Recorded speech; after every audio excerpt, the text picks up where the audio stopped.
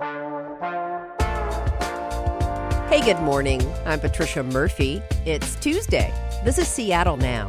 If you're going to get by in this world, understanding how money works can help a lot. Yet, financial education is not a high school graduation requirement in Washington. That could change under a new proposal from state lawmakers. KUOW's Zaki Hamid talks with UW's Helen Andrews about why the effort has been so challenging. But first, let's get you caught up.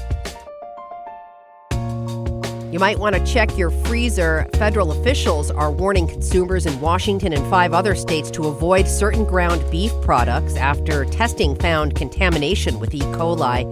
Idaho-based Mountain West Food Group is recalling nearly 3,000 pounds of grass-fed ground beef sold under the Forward Farms label with a January 13th use or freeze-by date. So far, no illnesses have been reported. Travel note, if you're planning to ride the ferry anytime soon, the winter sailing schedule is in effect starting this week. The Seattle-Bremerton route will run a revised winter schedule because of terminal construction. Among the changes, 2 Sunday morning sailings are canceled. The Fauntleroy-Vashon Southworth route will switch to a 2-boat weekend schedule for the winter.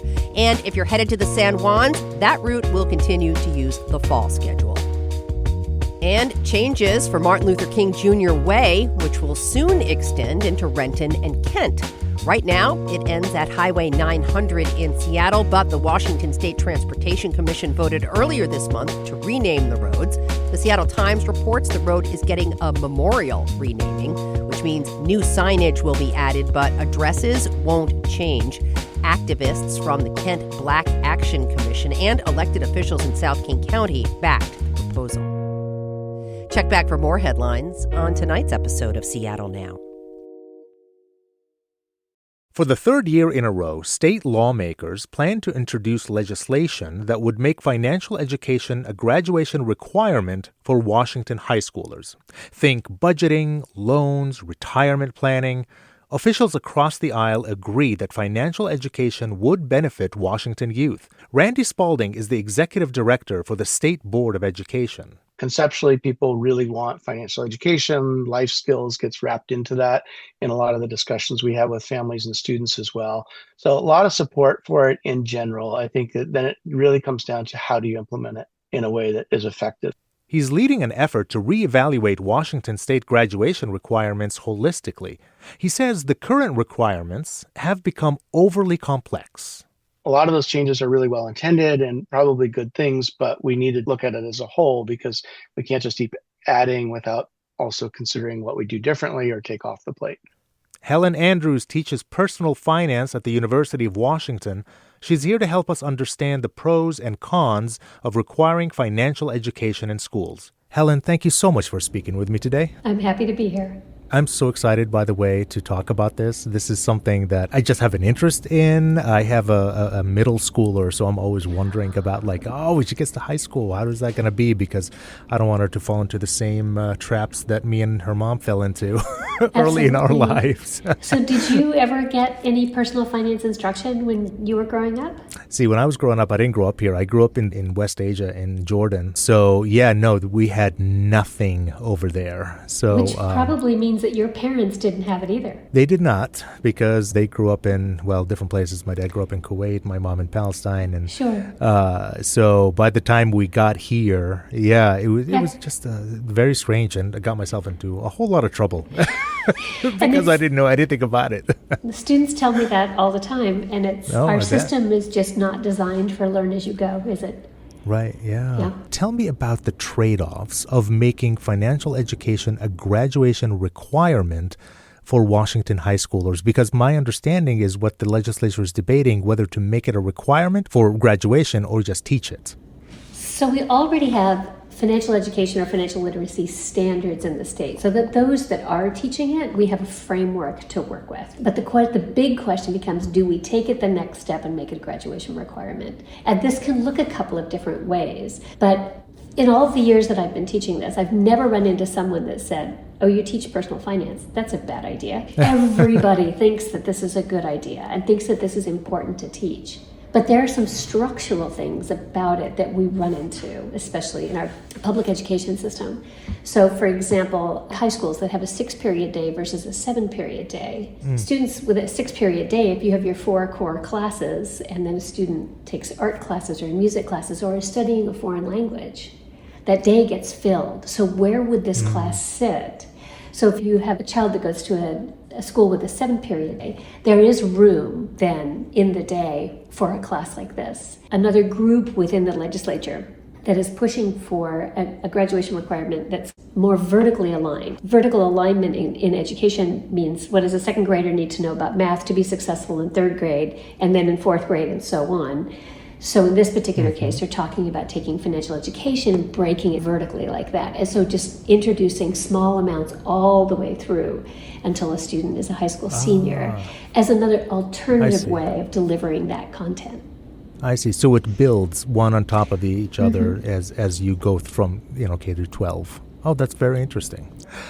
So I was watching this online presentation that you made on this topic. And you mentioned something that really intrigued me. You mentioned that you incorporate racial equity into your curriculum. So I'm wondering, how do you teach personal finance with an equity lens? This is something that my students taught me. It's really important that my students see themselves in this content. They were thinking, buying a house, that's for other people. Or I'll never have a new car. Or, my parents' credit is terrible, I'll never be able to get a loan. And I taught first in a school district that had a lot of families with a lot of means. And so I realized that we had as many or more students that have not as those that have a lot. And it was really important in this class to be able to bring every student along. And there's actually some really, really remarkable work happening in the state of Washington that's looking at specific populations of students and building curriculum specifically to meet them where they are. I think it's really, really important for students, as I said, to see themselves in this curriculum. So according to the National Endowment for Financial Education, over half of the U.S. states already have financial education graduation requirements. What about us? Why don't we have that? Is there a risk of a graduation requirement making things worse or more difficult? I think anything that moves the needle on financial education, that gives more students access to this education, is always a good thing. The problem when you make it a graduation requirement is the infrastructure in place? Are the systems in place to support that? And that's not just the number of periods in a day. The schools have to be ready. They have to have teachers ready. And one of the big issues is the teachers don't feel confident teaching this subject. And so many teachers, so where do they get support and where do they get training? And just like you were saying that I didn't get any personal finance education as a child. Most people didn't. And so how do we get those teachers up to speed so that they feel confident with this class? And if it becomes a state requirement, again, I don't think it's a bad thing. It just means that there's going to be a lot of scrambling to get schools up and running. And then the other question is, does it look the same in every school? Or are schools allowed to figure out the best system for them? And that's a question we don't know yet. Interesting. So there's two things here that I'm seeing. I just want to say that back to you just to make sure I get it right. There's one issue about teacher training. How are the teachers going to get trained on that, and whether they have the resources to do this training or bring in people who know how to teach it? And then the second thing is, do each district have control over how they implement this requirement? Yes. Got it. So this isn't the first time that state lawmakers have tried to pass a graduation requirement. Do you have a sense of how likely this is to succeed next year? When it comes to political debate, it's very, very hard to know what it will look like. And it could be the bill that finally ends up passing is some hybrid between the two competing bills that we have been following the last few legislatures. So if this passes, what could a graduation requirement look like in Washington schools? It's up to the legislature to determine what that should be. So the legislature will determine if it's a graduation requirement and what form it takes. From there, we'll go to OSPI, the Office of Superintendent of Public Instruction, and they will figure out how it fits in with all of the other graduation requirements. And so, and at that point, then there will be something rolled out to all the schools, and the schools will then be required to meet this new mandate. And so the question is, can the schools meet the new mandate? Is it funded? Is it not funded? And there's a lot of questions. It's still a good idea. It's still a good idea. Do you have any sense of how long it would take to implement? Like what year this would start being taught in high schools? Sure. I think that the latest bills have these pushed out into the 2030s. So we would have a very, very long time to ramp up for it. Got it. So what would success look like for you with the financial literacy curriculum in Washington State?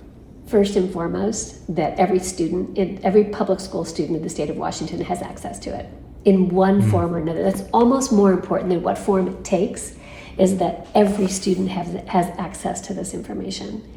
To me, that's the most important thing. And then whether the legislature decides that we want to vertically align this curriculum and run it K through 12 or as a standalone high school class, or whether it could be embedded in other classes. Personal finance fits neatly into a social studies class like U.S. history or government, fits nicely into a math class. There's a number of different places that this could exist.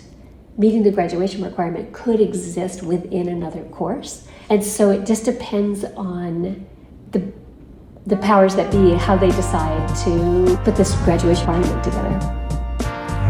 Helen Andrews teaches personal finance at the University of Washington. Thank you so much, Helen, for enlightening us all today about financial literacy and how it's hopefully taught in schools in the future.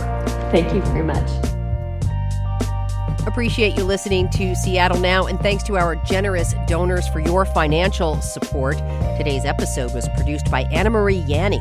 It was edited by Caroline Chamberlain Gomez.